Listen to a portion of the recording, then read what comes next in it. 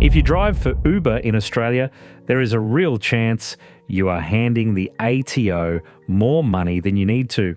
Not because the rules are hidden, but because rideshare is taxed differently from almost every other side gig.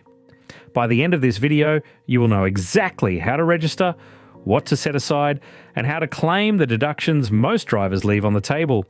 Let us walk through it step by step. Here is the part that catches everyone. The ATO classifies ride sourcing, including Uber, as a taxi service. That means the usual $75,000 GST threshold does not apply to you.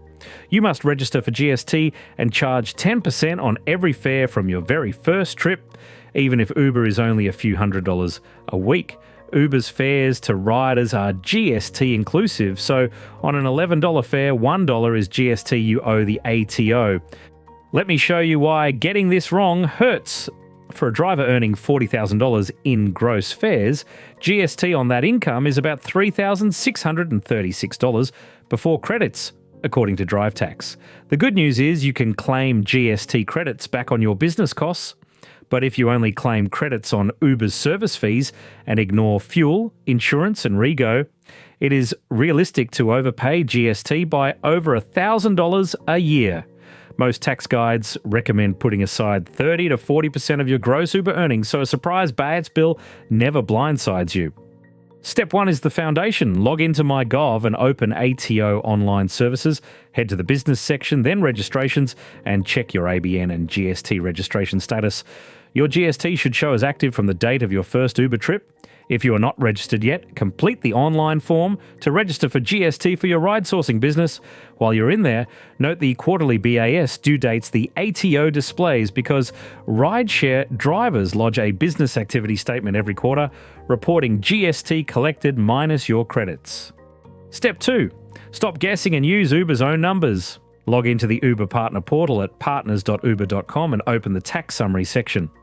Select the year or quarter you need and note 3 things: your gross fares, the Uber service fees, and any GST shown on those fees. Those Uber fees carry GST credits you're entitled to claim.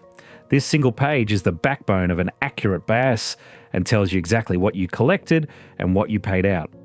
Step 3 is the habit that saves you. Take the gross fares from your tax summary and divide by 11 to estimate the GST on your income. Subtract the GST on Uber's fees and your other business expenses, and that is roughly your net GST. Then apply your marginal tax rate to your net income for the income tax piece. The simple rule Drive Tax recommends is to set aside 30 to 40% of your gross Uber earnings from every payout into a separate account.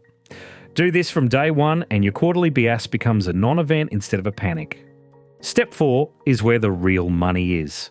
Start a compliant 12-week logbook today.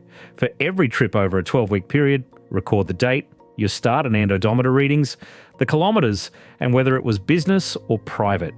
At the end, divide your business kilometres by your total kilometres to get your business use percentage. For regular Uber drivers, this is often 60 to 80%. That logbook is valid for up to 5 years, and you apply that percentage to all your actual car costs at tax time. You can use a paper book or a free logbook app. Here is why the logbook matters so much. The cents per kilometre method sounds easy, but for the 2024-25 year, it is 88 cents per kilometre, capped at 5,000 business kilometres. That is a maximum of $4,400 per car. If you drive more than 5,000 business kilometres a year, which most Uber drivers do, you are stuck at that ceiling. The logbook method has no cap. Once you have your business use percentage, you claim that share of every actual cost, including depreciation, up to the $69,674 limit for this year. Let me put a number on it. Picture a driver doing 20,000 business kilometres a year with $13,000 of total car costs across fuel, insurance, rego, repairs, and depreciation. On a 70% business use logbook, they could claim $9,100. If they instead rely on cents per kilometre, they are capped at $4,400, missing $4,700 in deductions. At a 32.5% marginal rate, that gap is roughly $1,528 in extra tax paid that year, for no reason. And do not leave the small deductions behind because they add up. You can claim parking charges under $10 each, up to $200 a year, without keeping every individual receipt. On top of that, the work-related share of your mobile phone, any music subscription you run for riders, and small costs like water and mints for passengers are all deductible to the extent they relate to your driving. For a typical driver, these ancillary costs total $600 to $800 a year, which is real money back at your marginal rate. Now, the biggest myth I hear, and it is the one that gets drivers in trouble. People say, I do not earn $75,000 from Uber, so I do not need to register for GST. That is wrong. Because the ATO treats ride sourcing as a taxi service. You must register for GST from the first dollar of income, no matter how little you drive. Part-time, weekends only, a few hours after work, it does not matter. If you took even one paid Uber trip, you should be registered, charging GST and lodging BAS. The other common mistake is treating Uber income like casual wages.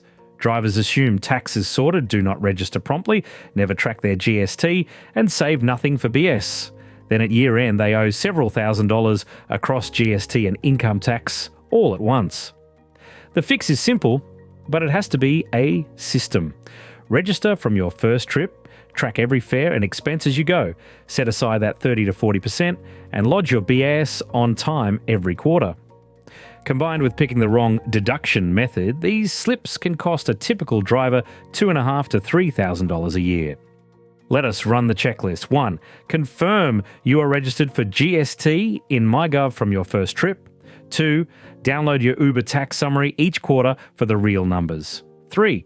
Set aside 30 to 40% of gross earnings as you go. 4. Run a 12-week logbook so you beat the $4,400 cents per kilometre ceiling. 5. Claim the small stuff, parking, phone, water and music. And 6. Lodge your BAS on time every single quarter. Do those 6 things and you keep what is rightfully yours. Getting this right can be worth thousands a year, and over a decade of driving, the difference adds up to serious money.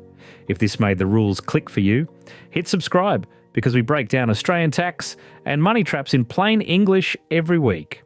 Next up, we are covering how sole traders can lower their tax legally before the end of the financial year.